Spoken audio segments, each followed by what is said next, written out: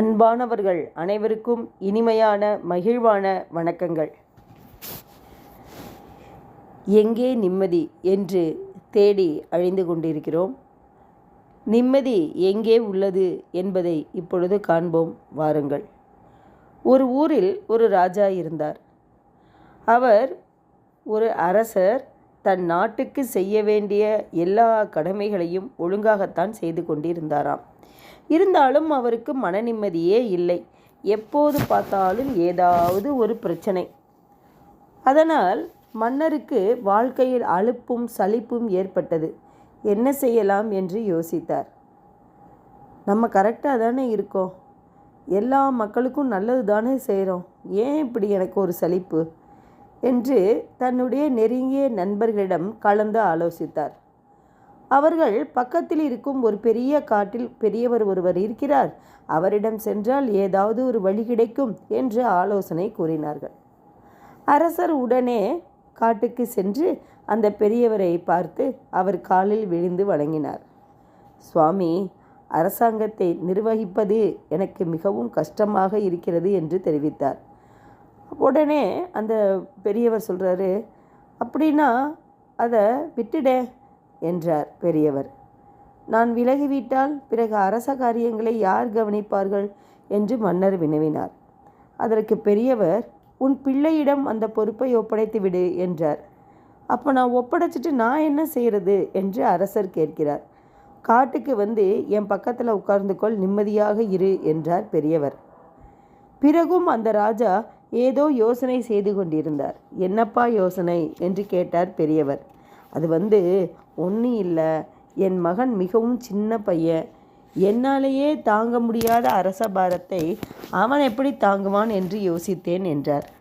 சரி, அப்படியானால் என்னிடம் கொடுத்துவிடு என்றார் பெரியவர். அதற்கு அரசர் சரி என்று ஒப்புக்கொண்டார். அப்பனா சத்தியம் செய்து கொடு என்று கேட்டார் பெரியவர். அதற்கு இணங்க அரசரும் இனிமேல் இந்த ராஜ்யம் முழுவதும் உங்களுடையது என்று பெரியவரிடம் சத்தியம் செய்து கொடுத்தார். சரி, ராஜ்யத்தை என்னிடம் கொடுத்து விட்டாய், இனிமேல் நீ என்ன செய்ய போகிறாய் என்று பெரியவர் கேட்டார். அரமனை கருவூலத்திலிருந்து கொஞ்சம் பொன் எடுத்துக்கொண்டு வெளிதேசம் எங்கேயாவது சென்று விடுகிறேன், அங்கே போய் ஏதாவது வியாபாரம் செய்து பிழைத்து கொள்கிறேன் என்றார் இவர். அரமனை கருவூலம் இப்போது எனக்கு சொந்தம், அதிலிருந்து நீ எப்படி பொன்னோ பணமோ எடுக்க முடியும் என்றார் பெரியவர். அதற்கு அரசர், நீங்கள் சொல்லுவதும் சரிதான், அப்படியானால் நான் வேறு எங்கேயாவது சென்று ஏதாவது வேலை செய்து பிழைத்து கொள்கிறேன் என்று தெரிவித்தார். சரி, இப்போது வேலை செய்வது என்ற முடிவு செய்துவிட்டாய், அதை ஏன் நீ வேறெங்கேயாவது போய் செய்ய வேண்டும், இங்கு என்னிடமே செய்யலாமே என்றார் பெரியவர். சரி, அப்படியே செய்கிறேன், இங்கே ஏதாவது வேலை தாருங்கள், நான் செய்கிறேன் என்று கேட்டார் ராஜா. நிலைமையை பார்த்தீங்களா எப்படி ஆயிடுச்சுன்னு. பெரியவர் ராஜாவிடம், நீ ஏற்கனவே ராஜாவாக இருந்து பழக்கப்பட்டவன், அதனால் எனக்கு பதிலாக நீ ராஜ்யத்தை கவனித்துக்கொள், உன்னுடைய வேலைக்கு உனக்கு நான் சம்பளம் தருகிறேன், கடமையை செய்ய வேண்டியது உன் பொறுப்பு, அதில் உள்ள நல்லது கெட்டதுக்கு நான் பொறுப்பு, நீ உன் வேலையை செய்துவிட்டு மாதம் என்னிடம் சம்பளத்தை வாங்கிக்கொள் என்றார். அப்படியே செய்தார் ராஜா. முன்பு என்ன செய்து கொண்டிருந்தாரோ அதையே தான் இப்பவும் செய்கிறார். ஆனால் இப்போது அவர் கவலை இல்லாமல் நிம்மதியாக இருந்தார். பிரச்சனைகள் பெரியதாக தெரியவில்லை, நிம்மதியாக அவரால் தூங்க முடிந்தது.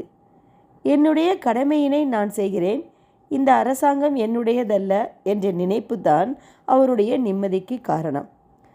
ஒரு மாதம் சென்ற பின் அந்த பெரியவரை ராஜா சந்தித்தார். புதுவேலை எப்படி இருக்கிறது என்று கேட்டார் பெரியவர்.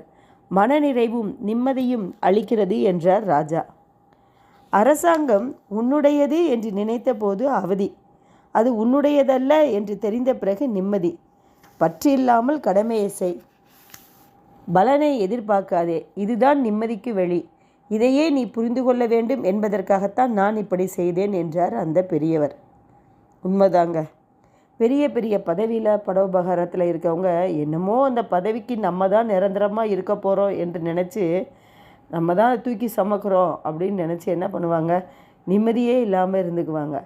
ஆனால் அதை ஒரு கடமையாக நினச்சி செய்யும் பொழுது நிம்மதி தேடி அலைய வேண்டியதே இல்லைங்க. இது எனக்கு செய்ய சொல்லி ஆண்டவன் பணித்திருக்கிறார், இது என்னுடைய கடமை என்று நினைத்தால் பாருங்களேன், அது ஒரு பெரிய ஒரு பலமாகவே இருக்கவே இருக்காது. அப்படி தானேங்க? அப்போ நிம்மதியை தேடி நம்ம எங்கே போகிறது? நம் கடமையை ஒழுங்காக கவனமாக எந்த ஒரு பிரதிபலனும் பாராமல் இது எனக்கு பணிக்கப்பட்ட வேலை என்று நாம் செய்யும் பொழுது நிம்மதியை தேடி அலைய வேண்டிய அவசியமே கிடையாது. நிம்மதி நாம் செய்யும் வேலையில்தான் இருக்கிறதே ஒழிய பதவி பரோபகாரத்தில் கிடையவே கிடையாது. இதுதான், இதை நாம் புரிந்து கொண்டால் நிம்மதியாக வாழலாம் என்று கூறி உங்களிடமிருந்து விடைபெறுகிறேன். நன்றி, வணக்கம். வாழ்க வளமுடன், வாழ்க வையகம். இந்த வீடியோ உங்களுக்கு பிடிக்கும்னு நினைக்கிறேன். லைக் பண்ணுங்கள், ஷேர் பண்ணுங்கள் அண்ட் சப்ஸ்கிரைப் பண்ணுங்கள். தேங்க்யூ.